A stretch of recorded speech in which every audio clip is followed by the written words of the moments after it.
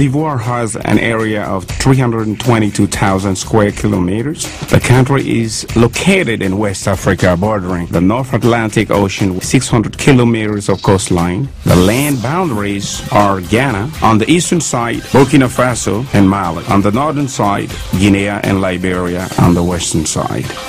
The estimated population of Côte d'Ivoire is 17.9 million inhabitants. The age structure reveals a young population which is punchy and includes a highly qualified labor force as well as an increasing range of Ivorian entrepreneurs. Côte d'Ivoire, leader of the Economic Community of West African States, ECOWAS, is an open market for trade and foreign investment. Converging factors establish Côte d'Ivoire as the leading player on the West African market and thus as the most relevant choice for multi-sectorial investment. Mechanism and schemes for the promotion of the investment are detailed into the Ivorian Code of Investment.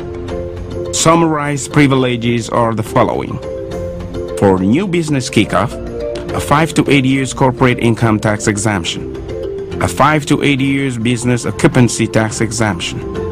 For investment between 1 to 4 million US dollars, a 5% import duty on plants, equipment and per square parts.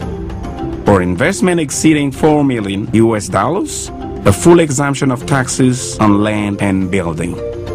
Additional guarantees are included into the investment code, such as the free transfer of income and free transfer of final dividend, liquidating dividend.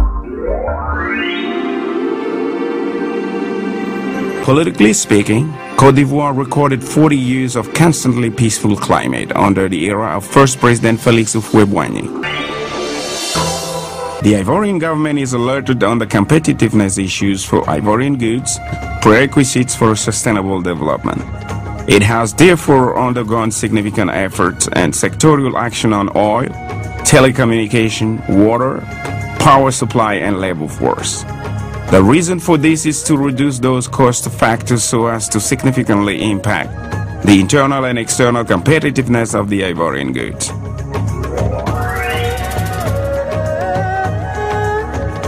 The infrastructures of Côte d'Ivoire are much more developed than any other West African country. The infrastructure are maintained and upgraded constantly. The road network is widely developed and fits international standards so as to easily connect Côte d'Ivoire to the rest of the sub-region. The 1,260 kilometers of railway network connect Côte d'Ivoire to Burkina Faso and to Niger. This railway is vital for opening up the enclosed countries of the sub-region. 1 million tons of goods was thus convoyed during 2006. 19 international airline companies serve the 3 international airports of the country, Abidjan, Yamoussoukro, and Bouaké.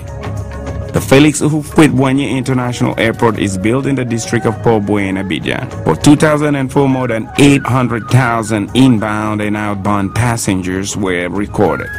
This airport is therefore the most important of Côte d'Ivoire. The telecommunication sector is well developed. Internet, optical fiber feeder, and mobile phone networks expanded all over the country. Mobile phone businesses leading the telecommunication industry. 4 companies are operating: Orange, MTN, Move, and Côte. Their aggregated annual income is 900 millions of US dollars. 3 newcomers are expected shortly. Numerous and high standards bank and insurance companies are settled in Côte d'Ivoire. Côte d'Ivoire is a dynamic financial platform which encompasses state-owned and private banks and finance institutions. Some of those institutions are regional ones, whereas others have international and worldwide status. The unique competitor of the Abidjan and San Pedro harbor is Durban, South Africa. Those harbors are famous for their top-of-the-brand equipment, which enable easy supply of the enclaves of the West African region. Via the gateway of Abidjan, each foreign investor has access to an additional market of 85.9 million consumers. Adding Côte d'Ivoire, the gateway, each investor wins a total market of 103.8 million consumers, meaning 3.7 times the population of Saudi Arabia. The Abidjan harbor is the leader of the whole West and Central African regions regarding forwarding and transshipment. 60 merchant vessels can be operated simultaneously. The maximum transit time for the hinterland is 3 days. There is a dry port located at Ouagadougou, near the Burkina Faso border in the north, in order to speed up the customs clearance procedures. The Abidjan Harbor settled sales office in Ouagadougou, Burkina Faso, in Bamako, Mali, and in Niamey, Niger, in order to enhance efficiency and transactions with the hinterland. The 2010 target for the Abidjan Harbor is 25 million tons per annum. This port compels recognitions as the African Rotterdam. Forecasted 20.7 million inhabitants for 2015. Domestic consumption of 65% of GDP, plus 3.1% annual growth of domestic consumption. The estimated 2007 gross domestic product is 19.6 billion of US dollars at the official exchange rate and 32.17 billion of US dollars at the purchasing power parity.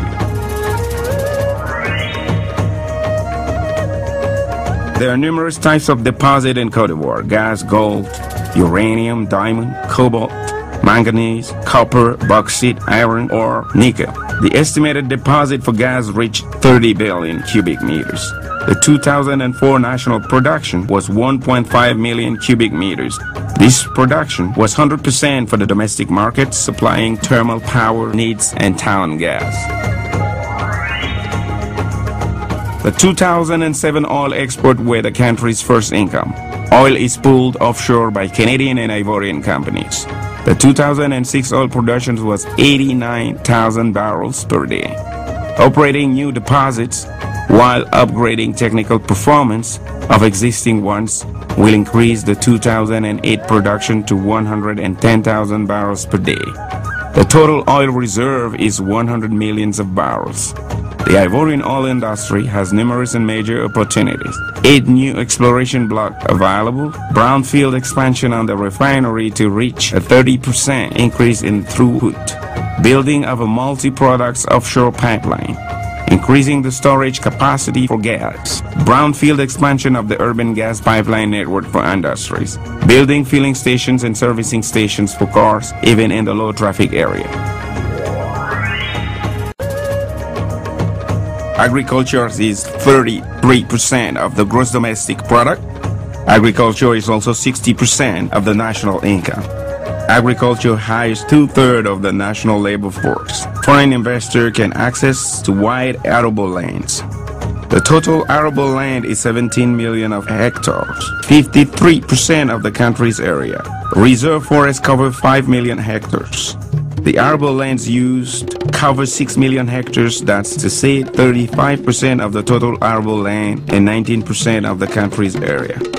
5 million hectares out of the 17 million hectares of arable lands are available for re-exportation farming projects. The Ivorian power supply is 60% thermal power and 40% water power. The main thermal power suppliers are Azito and Cyprel. The water power is sourced by the dam sites of Ayame 1, Ayame 2, Kossou, Tabo, Bouyo, and Gra. In 2006, the electricity production of Côte d'Ivoire was 5,507 gigawatt hours. Since 20 years, familiarizations vis-a-vis the solar energy technologies is positive. Nevertheless, relevant investing strategy need to be adequately addressed. Côte d'Ivoire has a 600-kilometer coastline. This coastline harbors numerous lagoons on its southeastern part.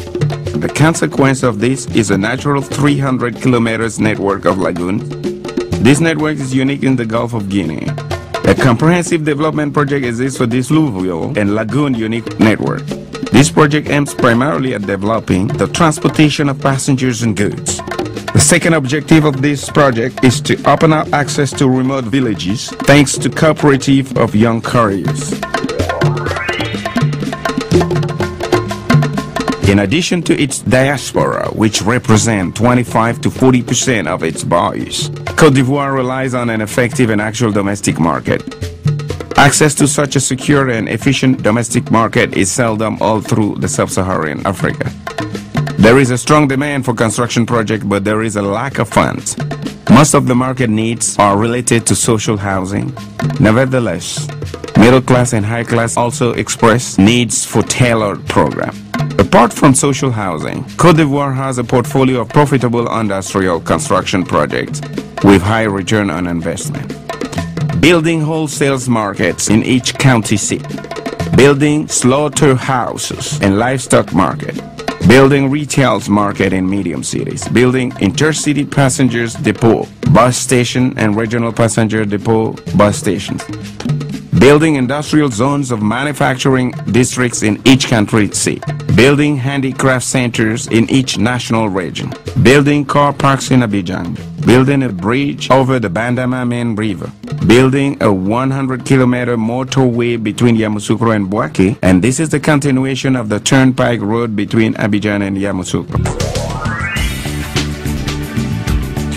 According to the National Agency for the Promotion of Investment in Côte d'Ivoire, the 1996 to 2000 application figures regarding registration for special tax privileges in compliance with the Code of Investment are as follows.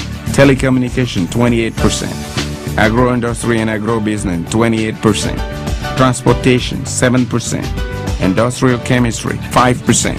The telecommunication industry, fixed line connection and mobile cellular, and the energy industry attract investors the most. Investment in the oil and gas industries are low compared to well-known oil countries of the Gulf of Guinea, namely Nigeria, Congo, Gabon, and Angola. Investment in Côte d'Ivoire are American, Ocean Energy, Ranger Oil, Dutch and British Shell, and French Bouygues Offshore. France is the first foreign investor in Côte d'Ivoire.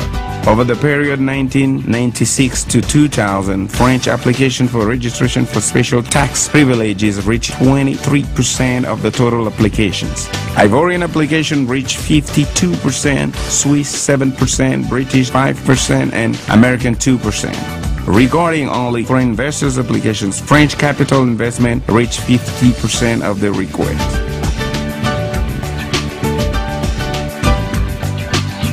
Côte d'Ivoire is the West African economic leader besides Nigeria. This country entered into the post-Houphouët-Boigny era with a fierce objective, becoming an industrialized nation by the 2015-2025 period. Therefore, Côte d'Ivoire has chosen a positive role model symbol, the African elephant, competitor of the Asian dragoon. The challenge is to build a strong economy